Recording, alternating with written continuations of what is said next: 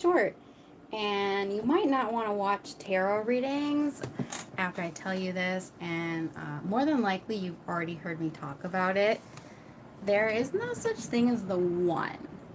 We choose to love one another. We choose to stay together. So if somebody is giving you the runaround, this is for jobs. This goes for jobs. This goes for hobbies. This goes for anything that you do. If something isn't coming together naturally, Spirit wants you to go in another direction. God, Spirit, Source, the universe, divinity, whatever you believe in, if it isn't falling together the way that you want it, if it's putting you in this anxious energy where you feel like you have to call a dozen times, you feel you have to check up on it, you go to tarot for it, that's not the right path for you. You're being taught to have confidence. You're being taught to be self-reliant. You're being taught to put boundaries. You're being taught to accept rejection. Because 9 times out of 10, we're going to all be rejected. And the longer that we linger in that energy of rejection, the longer we'll be alone for. Or the longer we'll be pursuing that thing that isn't right for us. So learn to pivot, learn to take the L, learn to take the loss and to pivot and to not hold on. Because the longer that you hold on to something or someone that's not right for you, the longer you're going to be suffering when you could be surrounding yourself with people who want to be around you, um, chilling, relaxing, allowing the universe to do its thing, which is to provide you all that you need, which you already have. You already have all that you need. I'm going to slip into to talking about Buddhism and Zen because in that philosophy, the more that you desire, the more that you're going to want and need, right? So if somebody isn't choosing you right off the bat, chances are they don't want to build a relationship for you. And relationships are not some Disney princess fairy book, story. They're hard. They're really hard. You have to work at it every single day. If someone doesn't want to communicate with you, they probably don't have the skills to build a relationship in the first place. I always tell people, like, if you really are going to tarot a lot for a relationship or for a job, I think Spirit is trying to teach you something. What is it trying to teach you? It's trying to teach you that you're going on the wrong path. You're barking up the wrong tree. This isn't what you're meant to be doing. We're not meant to stay stuck and stagnant. We're meant to keep pursuing things that are right for us, that choose us back. So if they're not choosing you, choose yourself. Put that energy into you.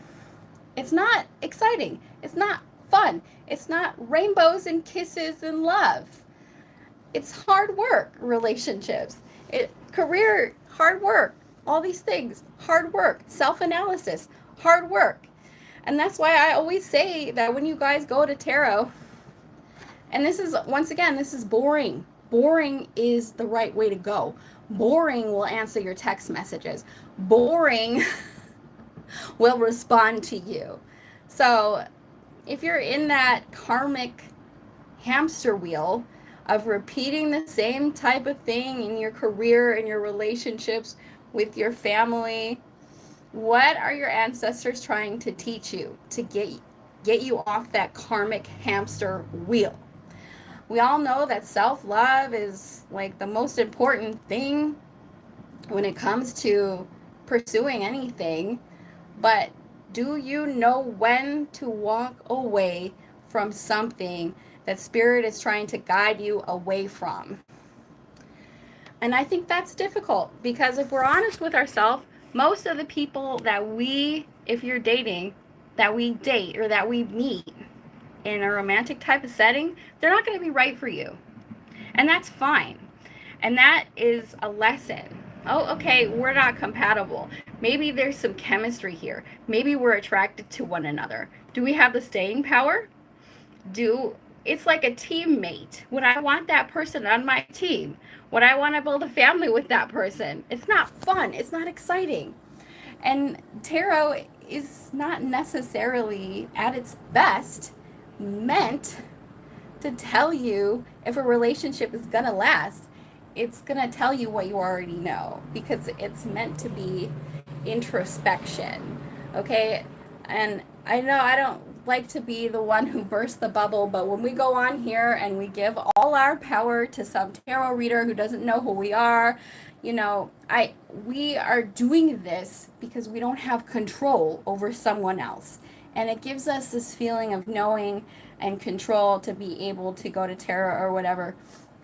But the sad fact of the matter is that person probably isn't right for you. So the sooner that you realize that and walk away, the quicker that you're going to be in a relationship with somebody who wants to build with you. Okay? And it's just as simple as that. Honestly, you want oatmeal, right? In a relationship, you want oatmeal. You want predictable. You want boring. You want sustainable. Or eggs. It's like when you look at a relationship, it's like looking at what you're going to eat, right? Because it should be nourishing, it should be nutritious. It's like pizza and french fries over a salad or eggs. What's going to sustain me? What's going to be consistent and reliable? Whereas the pizza, I don't know about you guys, but I feel bloated, I feel heavy, I feel gross. If a relationship's going to make you feel bloated, heavy, gross, anxious, constantly checking your phone, having to go to tarot readings, making you crazy, is that really going to be the relationship that you're going to want to build with? Because if so, then time to look at yourself, time to look at your family. There's something that you're neglecting within you that's keeping you in these relationships. And we are in the year number 9. The year number 9, 2025, in numerology is number 9. Number 9 is the Hermit card. And the Hermit isn't just about keeping to yourself, never leaving the house. No, the Hermit is God energy. This is the energy of ascended masters. And when you think about ascended masters and who they look for a relationship, do you think it's going to be that F boy who doesn't care about you? Probably not. It's going to be someone who's spiritually ascended, who is able to communicate with you. That's huge. Who's able to sustain you, who's able to plan dates, who is going to show up. So show up for yourself, you guys. And cut these people off at the first sign of the red flag that can't be worked through. That's when you should be ending things. I have to tell myself this all the time too, because you're going to probably, more than likely, you're going to be rejecting a lot of people, and it's going to feel lonely. It's going to feel like, oh man, I haven't done it. But you'd rather that than stay in that pattern of repeat with somebody who's going to keep hurting you, ghosting you, the same person in different skin, in a different body, the same soul in a different body. What have you not learned yet? What's the lesson you haven't learned yet? And this goes for jobs. This goes for friends. If you have a money block, that could be ancestral trauma. Your family, maybe that was a huge hurdle that has been passed down to you. And in the spiritual community, we choose who our parents are. And I know that sounds nuts, and that is the propaganda out there on spirituality, is that we choose our parents, we choose who we're going to be, before we go into that body. So we choose our struggle so that we can overcome that struggle, whatever the ancestral struggle is. Maybe it's a money block, maybe it's unhealthy relationships, maybe it's a low self-worth, and that's what we struggle with our whole life. You can also look at your Chiron, and the Chiron is going to show you what you need to work on most in your natal chart, you guys. I'm going to get out of here. Honestly, this might ruin tarot for you, because you're going to look at it like, I know I shouldn't be watching tarot to find out about this person, because if they liked me, I would know it. And it's unfortunately true. But what you can get out of it is you can see certain patterns, you can see certain confirmative ideas. And what does that mean? I had, like, for example, if I'm watching a reading and the reader says something that I was already thinking or that I was already feeling, that's confirmation. That's true. That thing is a true thing. If you see the tarot reader saying it, that's divinity trying to send you that message. But you already know. You already know it. If you sat down and journaled with yourself, you already know what you think.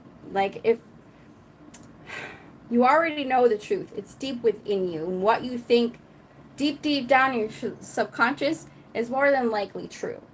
So keep that in mind, you guys. And that's for anything. That goes for anything when it comes to the law of attraction, you know. And I've learned this too when it, for example, for careers, for jobs. If I feel anxious about a job and I'm constantly checking, or if I'm calling to see if I'm going to get it, I'm not going to get it. I'm not going to get that job because I'm chasing after it, because I think I don't deserve it. If you know, you know. When you know, you know. So work on building that inner knowing, because it won't lead you astray. Relying on tarot readers and relying on other people to tell you, that is going to lead you astray. You guys got to learn how to read the code, the spiritual code for yourself. All right, you guys, I'm going to get out of here. I hope this elevated your consciousness in some type of way, shape, or form. I'll see y'all on the next one. Bye.